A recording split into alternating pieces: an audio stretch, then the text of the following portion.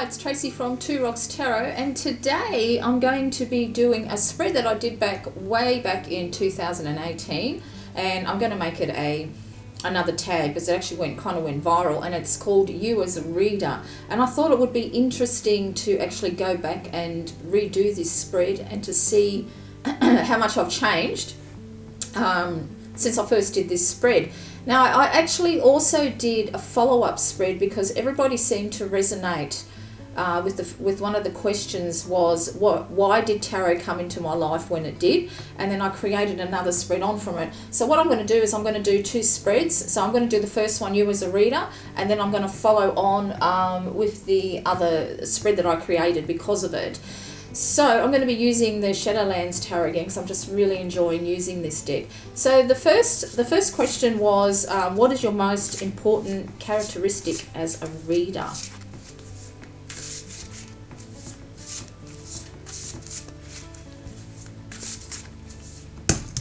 That one shot right out.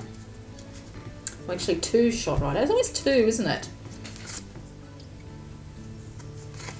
But I'm going to take them both because, yeah, they just did. So the first one is, well, actually, I won't even bother showing you because I'll just put it up on the screen. It's a lot easier for my hand. But the first one, as you can see, is the Chariot and then the Knight of Wands. So the most important, I think, characteristic is that I am very open to change in how I read the tarot. So, of course, you know, the whole way that I read tarot has changed from when I first started. So when I first started, it was more of, you know, will I ever be happy? Or will I get married again? You know, all them type of questions that you sort of first draws you to tarot because, you know, you want some questions answered. You're not getting it from mainstream.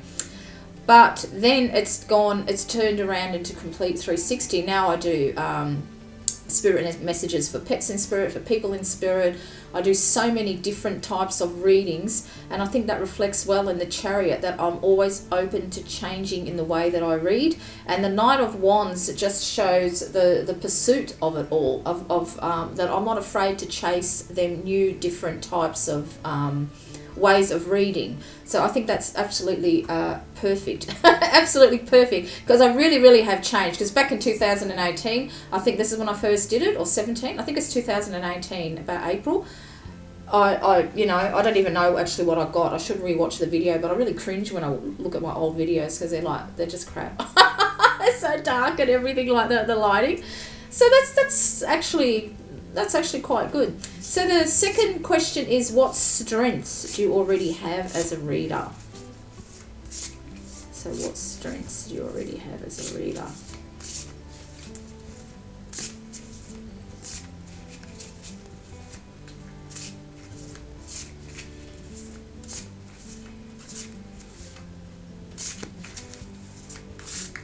Oops. I'm going to go with... Oh, it just disappeared. I'm going to go with that one. Oh, that's quite interesting. So I've got the Ten of Swords as what strengths. I did another one had popped up, but I was attracted to that one more. So what strengths do you have as a reader? I think, well, with all that I've gone through, like I've been like that particular photo, like rock bottom with my, you know, when I, you know, found out I had cancer and things like that. But I still always saw the bright side. There's a very faint illumination in the background on this. I don't know if you can quite see it up on the screen there. And no matter how low I felt, I always saw the light. I always knew I was going to come through it on the other end. I was going to beat it. The light never left me. I was filled with light. I kept getting lots of beautiful messages. So I think the strength that I have as a reader is that no matter how dark it can get, I can still see the brighter side in my readings. I can still see the light in it, even though it might be a bit of a dark card and I might be having dark sort of thoughts. And because if that's what I've already got, and 10 is an ending of a cycle, it looks like I'm going to be changing yet again in the way I think towards the tarot. So that's quite interesting, isn't it? So the next one is, what weaknesses do you feel you have as a reader? Oh, that one shot right up. The King of Swords. Well, that's interesting too, isn't it? I'm really trying hard not to use the word interesting. The King of Swords. What weakness I have is that I don't journal at all. I do readings and then I take a photo of it and I don't write about it. I don't study it. I take the message then and there, but I don't actually study it in depth. So I feel like perhaps that is a weakness. I don't put my thoughts down on paper, and perhaps I should. And it's quite interesting that I get this card, there's the word interesting again, because I have been thinking of starting a journal for the first time in my life, but I really want to do one online, because I've got really terrible writing. I absolutely cannot stand my writing. I'm not artistic in that way. I can colour in, yep, sure, but when it comes to actually drawing, no. So I think that is a weakness. So I think I need to record my thoughts. I was keeping an online journal of like a daily affirmation ones on you know, what you're grateful for, but it's sort of hard to keep up. So perhaps I need to try that more. So that's quite amazing. I got that card, isn't it? Okay, so how do I overcome this weakness? Let's have a look. Oh, that one come right up. The 10 of Wands. I think how I overcome this weakness is not to feel like that journaling is a burden, because right now for me, that's what it feels like. To me, journaling is a burden that I just can't be bothered with, and I think I need to stop it, that it is a burden. I need to look at that apple on the top and realise that there is a reward for all the journaling. You'll be able to find the sweetness in things that you didn't see when you were going through it or beforehand, which is interesting because I have got, I did do this meditation years ago now on angels and all the messages and that I got, and I did write it all down, and I can't find it, and I've got a funny feeling I may have thrown it out, which is really, really annoying. So perhaps, this is a wake-up call, perhaps not to actually see it as a burden, but as more as a joy of being able to look back on things and with eyes of understanding instead of, you know, just with eyes more of an understanding of what was going on in that particular time in my life. All right. So the next question was, why did tarot come into my life when it did? And I was going to change the question, but I think I'm going to keep it, but I might actually ask. So let's have a look. Why did tarot come into my life when it did? This is the question that seemed to resonate with a lot of people back then. So why did tarot come into my life when it did?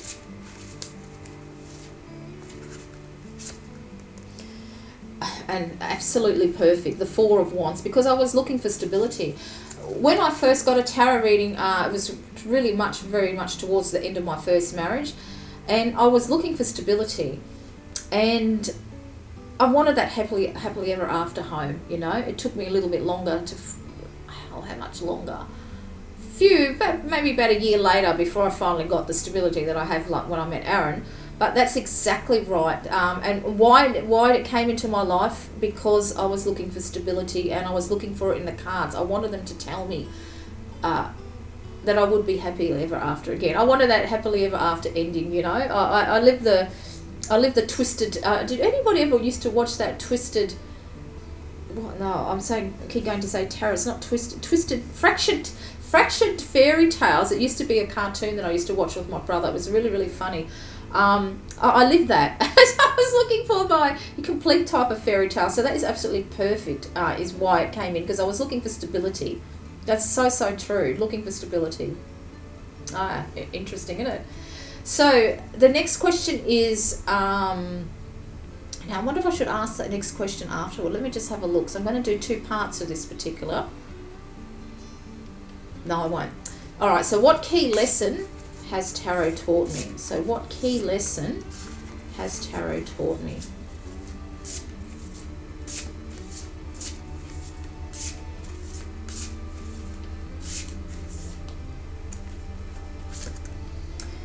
The King of Cups.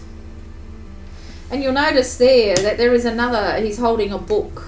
So what key lesson? And I think it has taught me to control my emotions. But it's also taught me, because I'm really attracted to the bag, it's always taught me what to pack away and forget about. You know, they say, pack up your troubles. So there's a song, isn't it, about pack up your troubles, and I don't remember what the next verse of the song is. And I think that's what it's taught me to, is how to compartmentalize what I'm going through, putting it in different types of bags, sorting through it. Once I've been through it, pack it up, put it away, and move on and find out, you know, and go further sort of thing into my studies. So it's taught me how to control my emotions, but I'm also, because the shell on the head, the spiral, I'm really attracted to the spiral as well, and it's also the key lesson of life itself, and how it's a never-ending circle, and how you're here to learn things, and you know, the cycle of reincarnation, my delving into past lives, into spirit messages, all of that is contained in the spiral. And you know, on my tattoo, you know, on the goddess tattoo, you know, I've got a spiral in there as well. So it's just it's taught me a lot, absolutely a lot of things. So I wonder if I should use a different deck for the next one, or keep on. No, I'm not. I'm going to keep on going.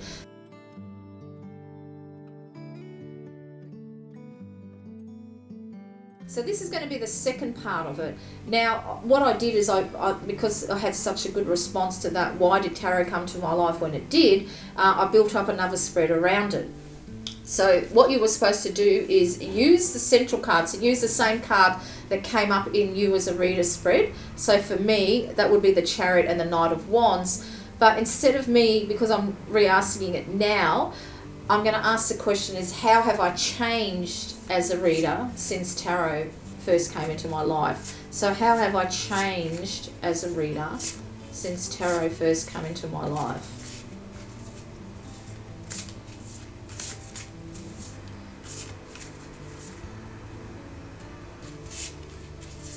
Ooh, up there. How has that changed? And the Page of Pentacles. Now, I thought, what I find awesome about that is how it's actually got the pumpkin, and it's actually got the spider in the other hand. And how I've changed as a reader. We all know that I've been, on my community tab, I've been showing some of the crystal ball that my husband brought me when I got the all clear from my breast specialist, that I was clear from cancer, because there was a concern about my right breast and everything's, you know, okay.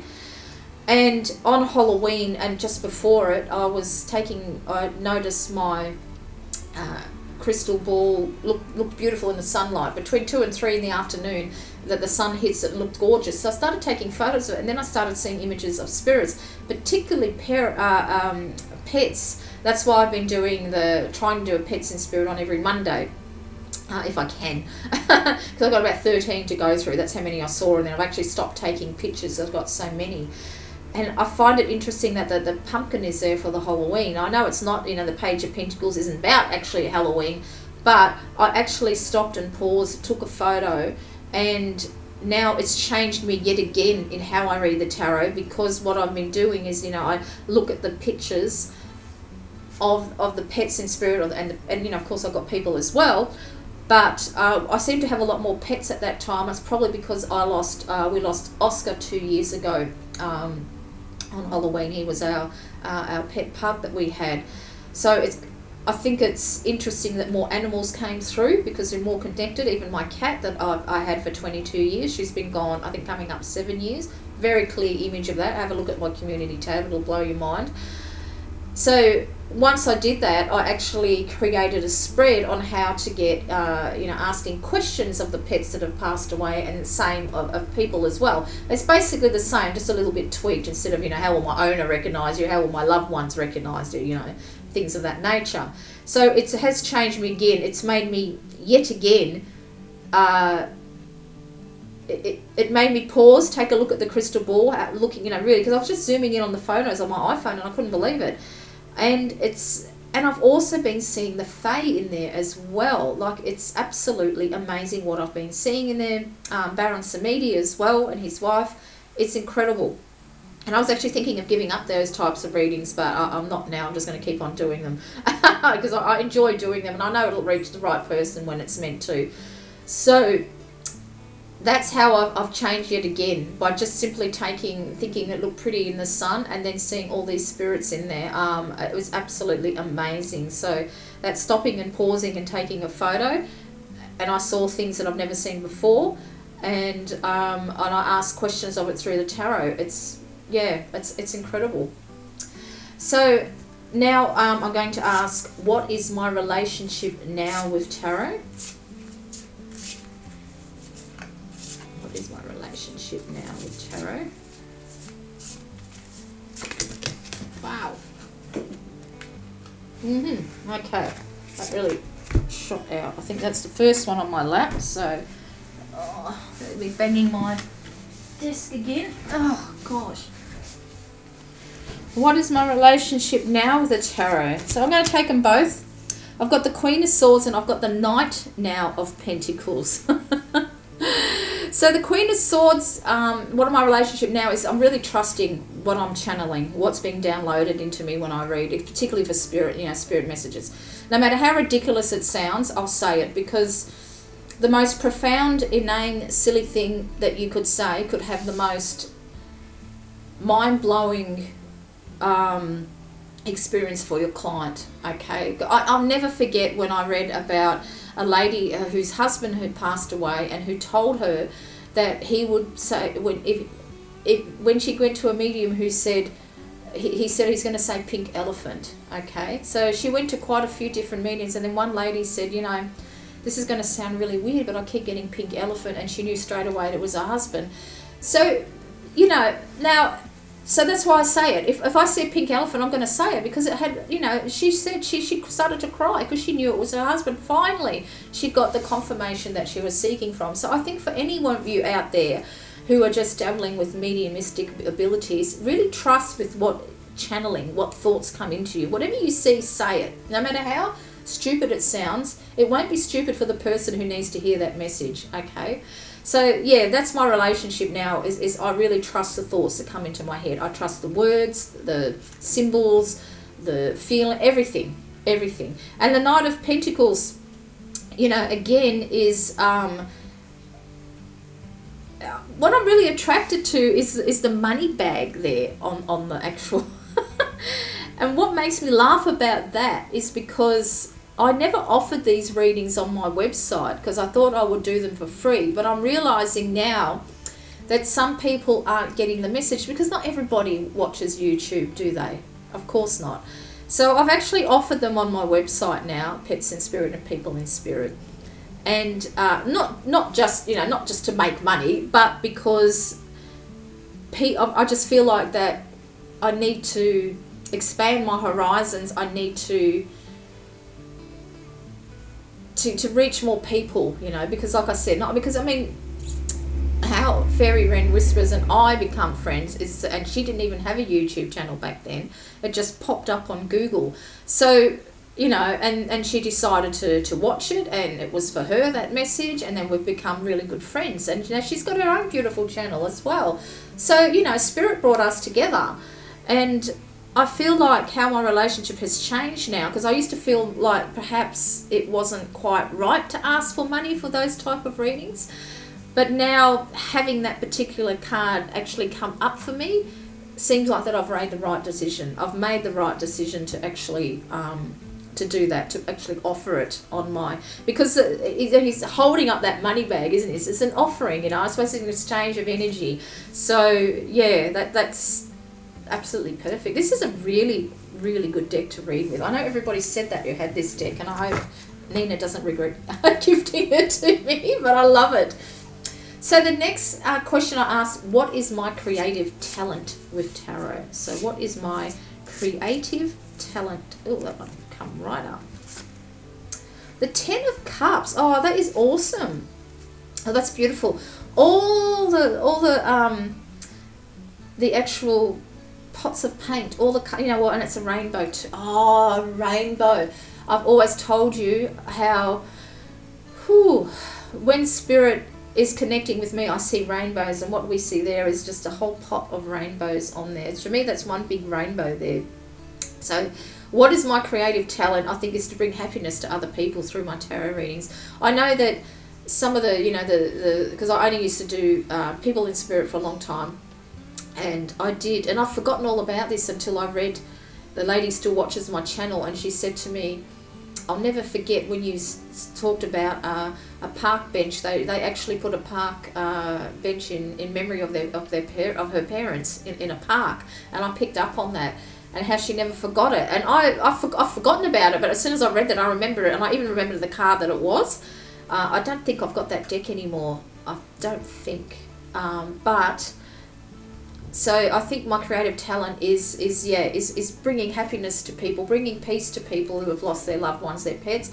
And because also I suppose I've been doing different types of reading yet again with my archaeological finds, and reading about, asking people who've been gone for 1,000 years and still being able to connect with it as well.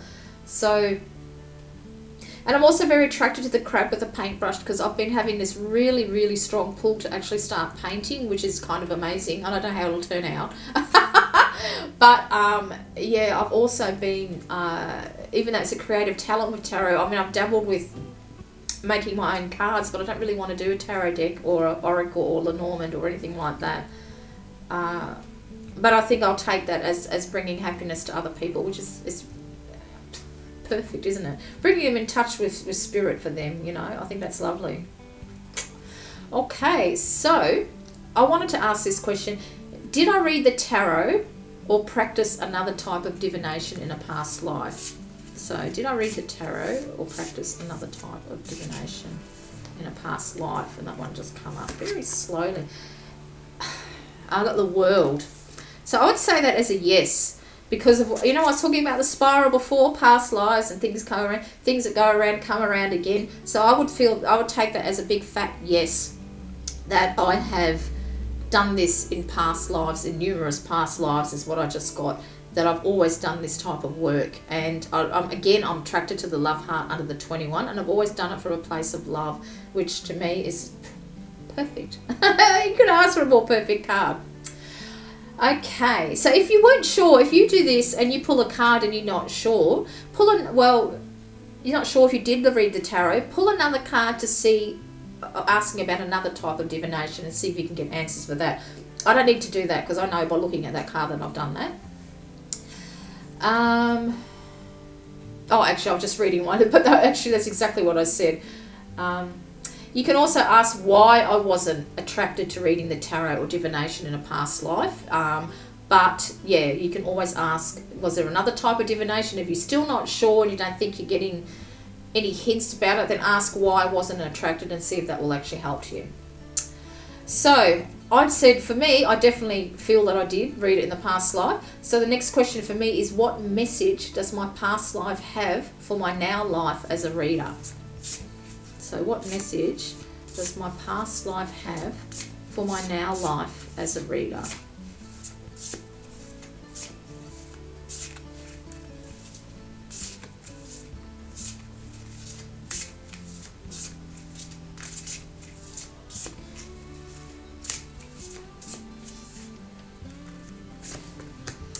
The Eight of Wands. That's a beautiful card. I love the cat, the little wand there. So, what does my past life have? What message, does my past life have for my now life as a reader? Because the Eight of Wands, is usually messages from a great distance. So, of course, because I was going to give up doing spirit messages because the views aren't that great. I'm going to admit it. They're not all that great, and it takes a lot of energy to do it. But after seeing Baron Samedi and talking with Shamanic Arik Priestess, because I actually asked her who it was, because I thought it was someone else. She said that she feels like that I'm not meant to give it up, that I'm supposed to continue on it. And I took that at face value, and I thought, yeah, look, I'm going to do it. It's something that I enjoy. And, it brought Evie to me. It brought a beautiful friendship into my life. And who knows how many more friends I might get by doing this type of work. So I think what my past life here is saying to me is to continue, again, to bring in those messages, to really tap into spirit, to bring messages across from the other side. Because for me, the Eight Wands is always messages from a distance, from far-flung friends, family, whatever, and that to me is absolutely perfect. And I love the way the cat's there as well, because my cat still, she's been gone for nearly 7 years, but she still comes and lets me know she's okay. It's beautiful. Perfect. Okay, so next question is a message from spirit who worked with me in a past life. So let's have a look. A message from spirit who worked worked with me in a past life. I actually got 2 again. So I got the 7 of Cups and the 2 of Wands. And it's interesting because when I got this deck, I always like to ask, what are you going to teach me? And I got the 7 of Cups, and I thought it's going to teach me about choices that I make. And then I've got the 2 of Wands. And looking at that, if you turn that around, is that going to work? If you turn it around and put it against you, the ghost head is tilting to the left, which is always about the past. So doing past lives reading, bringing people like from the ancient past, like I did with the Ramesses video, bringing them into the present, I've made the right choice. And even the light behind that actually looks like a love heart as well. So the choices that I'm making, the spirit who worked with me in a past life, the choices that I'm making, I think now are the right ones for me. And even the choices I would dare say that I made in the past life were the right one for me. And I think the 2 of Wands is saying that perhaps in a past life I may have had to give up, because that candle is nearly sort of blowing out. So perhaps I couldn't, being the times I lived in, maybe you get, maybe you have fear of getting burnt at the stake or whatever like that for being a witch. Perhaps I had to give that up because of the times that I lived in. And I can't believe I just noticed this, but there's a nice big fat crystal ball in there as well.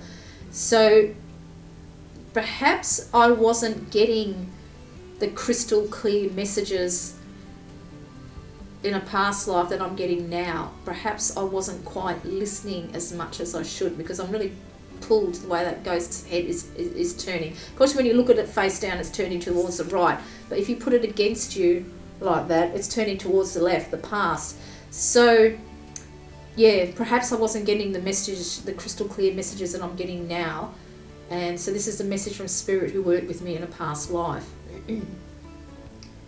And perhaps even the 7 Cups indicates that there was just too much going on emotionally for me in that past life, that I couldn't connect to Spirit like I can now, which is kind of funny considering what I've been going through this past year. But, perhaps I had too much obligations and I couldn't devote myself like I can actually now do to Spirit.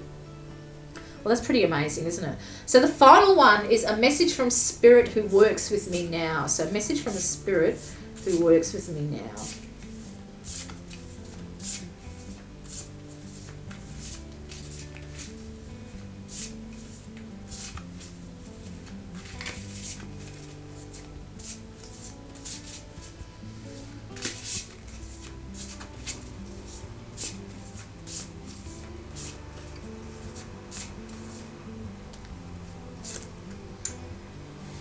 And the 9 of Pentacles. What an interesting card to get. And while, I do love this 9 of Pentacles, the bird's in the cage, isn't it?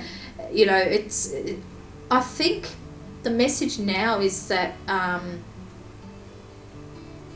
because when I was saying before about the 7 of Cups, I had too many emotional obligations or things to fulfill. I couldn't devote myself to it.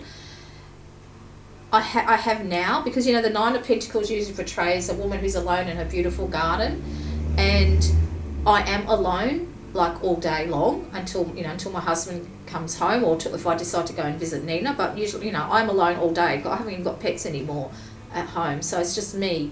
So I'm not in a gilded cage, but Spirit is really free to connect with me now, and I'm really, really free to connect with Spirit. So I like the way that the wing, and again, if you put that against you, it's on the left hand side.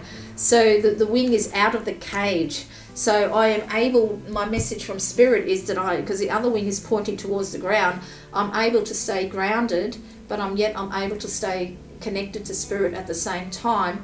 And I'm actually seeing outside the cage that I'm in. So, and I don't mean my home, but I'm seeing, I'm really seeing Spirit for what it is. I'm watching different types of videos now. I'm actually watching videos now on how to be, on other mediums and how they connect to Spirit, and it's also similar. It's because I thought I need to learn more about becoming a medium. I need to actually be taught. But after watching a few videos, I realised that I don't. I'm doing all right, just as I am, sort of thing.